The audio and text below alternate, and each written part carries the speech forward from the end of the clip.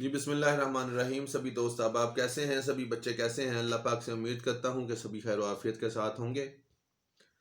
آج کا یہ جو لیکچر ہے ہمارا، یہ BBA BSc BS BCom اور BSc بیچلر کلاسز کے جتنے بھی ڈگری کے اسٹوڈنٹس ہیں سبھی کے لیے لیکچر نمبر ہمارا 5 جو ہے وہ حاضر خدمت ہے. آج بیٹا جس ٹاپک پہ ہم گفتگو کریں گے، بات کریں گے، وہ ہے 1857 کی جنگ آزادی. 1857 کی جنگ آزادی کے اسباب کیا کیا تھے، وجوہات کیا کیا تھیں، ان چیزوں پہ آج ہم گفتگو کریں گے. تو سب سے پہلے آپ کو تھوڑا سا انٹروڈیوس دے دیں. ہندوستان کو غیر ملکی تسلط سے نجات دلانے کے لیے 10 مئی 1857 کو میرٹھ چھاؤنی کے ہندوستانی سپاہیوں نے جنگ آزادی کا آغاز کیا.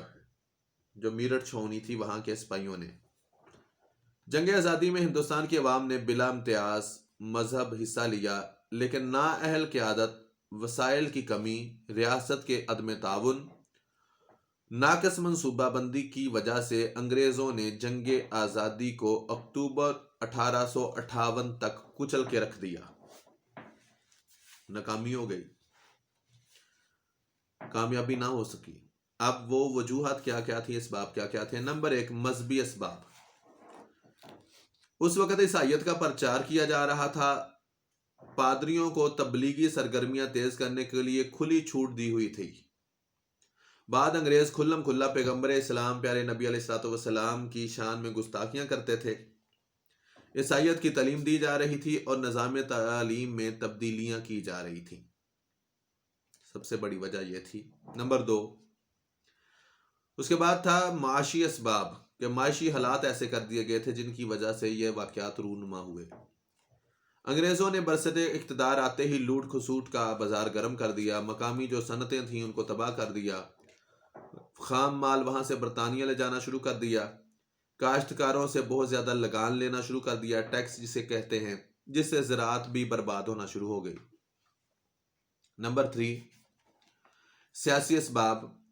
زیادہ سے زیادہ علاقوں پر قبضہ کرنے کے لیے حکومت جو تھی وہ معاہدے توڑ دیتی تھی، دوستوں کو دھوکہ دیتی تھی. اس طرح انگریزوں نے سندھ، پنجاب اور اودھ کا جو علاقہ تھا وہاں پر قبضہ کر لیا. نمبر 4، مسلمانوں کے خلاف تعصب اور حسد. مسلمانوں سے جائیدادیں چھین لی گئیں، نوکریوں سے انہیں برطرف کر دیا گیا، مسلمانوں کے مذہب اور تاریخ کا بھی مذاق اڑایا گیا، اور جو اسٹوڈنٹس تھے ان سے تعلیم کے جو دروازے تھے وہ بھی ان کے لیے بند کر دیے گئے، چھین لیے گئے. نمبر 5، مغل شہنشاہ کی معزولی. آخری مغل بادشاہ کی حکومت کو ختم کر کے اسے قید کر لیا گیا اور اس کی موت کے بعد لفظ شہنشاہ کا خاتمہ کر دیا گیا. اس فیصلے سے مسلمانوں کے ہاتھ سے بچا کھچا جو وقار تھا، عزت تھی، وہ بھی چھن گئی اور ہمیشہ کے لیے ختم ہو گئی. سماجی اسباب. انگریز نسل پرست تھے اور ان کے نزدیک ان کی نسل، زبان، ثقافت ہی مہذب ہونے کی علامت سمجھی جاتی تھی اور وہ اسی چیز کو سب سے زیادہ مہذب سمجھتے تھے. لہذا انہوں نے دوسری زبانوں اور ثقافتوں کو بالکل سرے سے ختم کر دیا. اس کے بعد 1857 کی جنگ آزادی کی ناکامی کی وجوہات ہیں کہ ناکامی کیوں ہوئی، اس کی وجوہات کیا کیا ہیں. نمبر 1، منصوبہ بندی کی کمی. جنگ آزادی اچانک اور بغیر کسی منصوبہ بندی کے شروع کر دی گئی تھی، جس کی وجہ سے بہت سارے سپاہی جنگ کے لیے تیار ہی نہیں تھے. یعنی کہ کوئی صلاح مشورہ نہیں تھا، کوئی باقاعدہ حکمت عملی نہیں تھی، جس کی وجہ سے نہ تو سارے لوگ لڑے، نہ دل سے لڑے، نہ جان مار کے لڑے. بہت سے لوگ اگر شامل بھی تھے جنگ میں تو برائے نام تھے، اور بہت سے لوگوں نے جنگ کے اندر صحیح طریقے سے حصہ ہی نہیں لیا، اور منصوبہ بندی نہ ہونے کی وجہ سے یہ سارے معاملات الٹ پڑ گئے. نمبر 2، ذرائع مواصلات کی کمی. پورے ہندوستان میں پھیلے ہوئے جنگ آزادی کے سپاہیوں کے درمیان معلومات کا کوئی مناسب انتظام ہی نہیں تھا. وہ ایک دوسرے کے حالات سے نا واقف تھے. اس کے مقابلے میں انگریز کی فوج کے پاس ذرائع مواصلات بہتر تھے. یعنی کہ اس فوج کو یہی نہیں پتا تھا کہ ہم لڑ تو رہے ہیں مگر جنگ جیت رہے ہیں کہ ہار رہے ہیں، ہم کوئی علاقہ فتح کر رہے ہیں یا ہمارا علاقہ انگریزوں کے ہاتھ جا رہا ہے، کتنے علاقے انہوں نے فتح کر لیے یا کتنے ہم نے کیے ہیں، کوئی معاملات نہیں تھے، بلکہ جس فوجی کے پاس وہ جاتے وہ جا کے یہ کہہ دیتے جناب پچھلے فوجیوں نے ہتھیار ڈال دیے، ہم نے آپ کے علاقے سارے جو اپنے قبضے میں لے لیے ہیں، لہذا آپ بھی یہ ہتھیار پھینک دو۔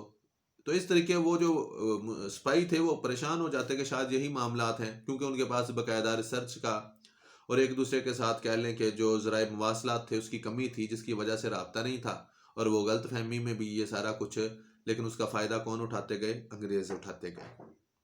نمبر 3، اتحاد کی کمی۔ 1857 کی جنگ آزادی مختلف وقت اور مختلف جگہوں پر لڑی گئی، اس کی وجہ سے اتحاد پیدا نہ ہو سکا اور 1857 کی جنگ آزادی ناکام ہو گئی۔ سب سے بڑی بات ہی اتحاد کی ہوتی ہے۔ دیکھیں اگر ہتھیار بھی ہوں، آپ کے پاس فوجیں بھی ہوں، لشکر بھی ہوں، لیکن جب تک آپ کے اپنے فوجیوں کا آپس میں بندوں کا اتحاد نہیں ہے تو جتنی مرضی آپ کے پاس فوجیں ہوں، جتنی مرضی جدید ہتھیار ہوں، ہتھیار سے لیس کیوں نہ ہو، سب کچھ کیوں نہ ہو، بلٹ پروف گاڑیاں کیوں نہ ہوں آپ کے پاس موجودہ دور کے مطابق، لیکن جب آپ کا اتحاد ہی نہیں ہے بھائی، آپس میں آپ ایک دوسرے کے ساتھ آپ کی بنتی نہیں ہے، آپ ایک دوسرے کو برداشت ہی نہیں کر رہے، تو پھر یہ ساری باتیں آپ کو کوئی فائدہ نہیں دیں گی، بلکہ ذلت اور ہار آپ کا مقدر ہوگی۔ نمبر 4، جدید اسلحہ کی کمی۔ جنگ آزادی کے سپاہیوں کے پاس اسلحہ، خاص طور پر جدید اسلحہ کی بہت کمی تھی۔ جو انگریز سپاہی تھے، فوج کا مقابلہ ان کا کرنا ناممکن تھا اور جنگ آزادی ناکام ہو گئی۔ یعنی کہ جو سپاہی تھے ادھر والے، وہ انگریز فوج کا مقابلہ ہی نہیں کر سکے جدید ہتھیاروں کی وجہ سے، ان کے پاس تھے ہی نہیں، اور اگر تھے بھی تو وہ نہ ہونے کے برابر پرانے ہتھیار تھے جو سب سے بڑا ناکامی کا سبب بنے۔ نمبر 5، سپاہی سالار کی کمی۔ 1857 کی جنگ آزادی میں باغی فوجیوں نے کہہ لیں یہ شروع کی۔ ان فوجیوں کے پاس کوئی قابل سپہ سالار نہیں تھا جو ان کی مناسب رہنمائی کرتا۔ اگر ان کو کوئی لیڈ کرنے والا ہوتا، کوئی سربراہ ہوتا جو ان کو مشعل راہ کی طرف لے کے چلتا، جو ان کی رہنمائی کرتا، جو ان کی جو قیادت کا فقدان تھا، جو کمی تھی لیڈرشپ کی، اگر اس چیز کو کوئی دور کرنے والا ہوتا تو یہ معاملات کبھی بھی یہاں تک نہیں پہنچتے، بلکہ ان کی یہ جو ذلت اور شکست ہوئی، یہ معاملہ اگر ان کے پاس اچھی لیڈرشپ ہوتی تو بالکل اس کے برعکس ہوتا۔ یہ بات آپ کے سامنے میں نے ڈسکس کر دی ہے۔ اس کے بعد 1857 کی جنگ آزادی کے اثرات کیا کیا ہوئے؟ ایسٹ انڈیا کمپنی کا جو حکومت تھی اس کا خاتمہ ہو گیا۔ برطانوی ایکٹ کے مطابق اگست 1858 میں برطانوی پارلیمنٹ کے ایکٹ کی روح سے کمپنی کی حکومت کو ختم کر کے برصغیر کو براہ راست تاج برطانیہ کے متحد کر دیا گیا۔ ہندوستان کے انتظامات کے لیے وزیر ہند مقرر کیا، جسے سیکرٹری آف اسٹیٹ کہا جاتا ہے۔ اسی کے ساتھ ساتھ نمبر 2، مغل حکومت جو تھی اس کا بھی خاتمہ ہو گیا۔ آپ جانتے ہیں کہ میں نے پہلے بھی ڈسکس کیا تھا کہ مغل حکومت میں بہادر شاہ ظفر کو رنگون بھیج دیا، جہاں اس نے 1862 میں وفات پائی اور دہلی میں برطانیہ کا جھنڈا لہرانے لگا۔ اسی طریقے دیسی ریاستوں کا تحفظ، وہ تحفظ کی پالیسی اپنائی گئی، ریاستوں کے الحاق کی پالیسی ختم کر دی گئی اور ان کے ساتھ کیے جانے والے معاہدوں کا بالکل احترام نہ کیا گیا۔ نمبر 4، تقسیم کرو اور حکمرانی کرو کی پالیسی۔ 1858 کے بعد برطانیہ نے تقسیم کرو اور حکمرانی کرو کی پالیسی کو اختیار کیا۔ ایک برادری کو دوسری برادری کے خلاف لڑایا جاتا، حکمران کو اس کے عوام کے خلاف لڑایا جاتا، اور ہندو مسلم آپس میں فسادات کروائے جاتے، اور اس کا فائدہ کون؟ گورے خود اٹھاتے۔ اسی طرح ہندو مسلم فسادات کروائے جاتے۔ انگریزوں نے ہندوؤں کے ساتھ ترجیحی سلوک کیا اور مسلمانوں کو کچلنے کے لیے ہندوؤں کی سرپرستی کی، کیونکہ انگریزوں نے حکومت مسلمانوں سے چھینی تھی اور انگریز مسلمانوں کو ہی اپنا دشمن سمجھتے تھے۔ وہ جانتے تھے کہ یہی ہمارے دشمن ہیں۔ نوکرشاہی کا قیام، عوام پر اپنی گرفت مضبوط کرنے کے لیے افسر شاہی کا قیام عمل میں لایا گیا۔ عوام کو کنٹرول کرنے کے لیے نوکرشاہی کو وسیع اختیارات دیے گئے تاکہ ان کا رعب و دبدبہ عوام پر قائم ہو۔ یورپی افواج پر اضافہ۔ جنگ آزادی کی بڑی وجہ یہ تھی کہ برطانوی فوج کم تھی، اس کو دیکھتے ہی دیکھتے بغاوت نے جنم لیا، لہٰذا آئندہ ایسی بغاوت کو روکنے کے لیے یورپی افواج اور اسلحہ میں اور اضافہ کر دیا گیا۔ احساس غلامی۔ جنگ آزادی کے بعد برطانوی افواج کے مظالم عوام پر بڑھ گئے، عوامی رائے کو کوئی اہمیت نہیں جاتی تھی، اس وجہ سے ہندوستان کی عوام میں احساس غلامی پیدا ہونے لگا۔ ملکہ وکٹوریہ کے اعلانات۔ ہندوستان کا اقتدار سنبھالنے کے بعد ملکہ وکٹوریہ نے اعلان کیا کہ ہندوستان کے تمام افراد کو مساوی حقوق حاصل ہوں گے اور ہر شخص کو مکمل مذہبی آزادی حاصل ہوگی۔